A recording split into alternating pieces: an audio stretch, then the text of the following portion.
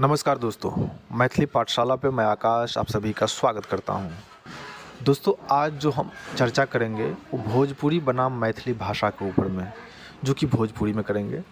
तो आप लोगों को वीडियो अच्छा लगेगा, वीडियो पूरे एंड तक देखिएगा और कमेंट्स में अपना फीडबैक ज़रूर दीजिएगा। तो चलिए वीडियो को शुरू करते हैं।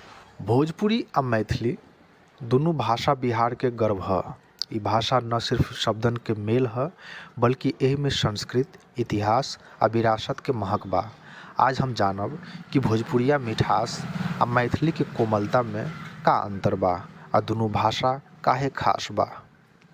भोजपुरी भाषा के जड़ मगध साम्राज्य से जुड़ल बा। संस्कृत आ मगधी प्राकृत के असर एह भाषा में देखल जा सकेला। ई भाषा उत्तर प्रदेश, बिहार आ झारखंड के कई हिस्सा में बोलल जाला। दूसरा ओर मैथिली भाषा के जिक्र हजारों साल पुरान संस्कृत ग्रंथ विद्यापति के पदावली से शुरू होला। ई भाषा मिथिला क्षेत्र के शान है। 2003 में मैथिली के भारतीय संविधान के 8वीं अनुसूची में जगह मिलल, जेकरा से ई भाषा के आधिकारिक मान्यता मिलल। भोजपुरी के शैली सीधी सादी आ बोलचाल वाली बा। ई भाषा में ठेठ देसीपन झलकेला, जैसन कि तू कहाँ जा तार बारा। ई भाषा में स्नेह आ अपनापन के एहसास होखेला। मैथिली दूसरी ओर कोमलता आ साहित्यिक अभिव्यक्ति के भाषा है। ई मधुर आ व्यवस्थित बा। मैथिली में अहाँ कोन दिश जा रहल छी। ई भाषा में आदर आ शिष्टाचार के गहराई झलकेला। भोजपुरी साहित्य के राजा कहल जाला भिखारी ठाकुर के। उनका रचनावली विदेशिया गांव आ समाज के सच्चाई के चित्रण करेला। भोजपुरी में लोकगीत, गौनई आ सिनेमा तो सबके दिल जीत लिहलस। मैथिली में विद्यापति के पद सबके दिल के तार छू जाला। ओह में प्रेम, भक्ति आ प्रकृति के अनूठा चित्रण बा।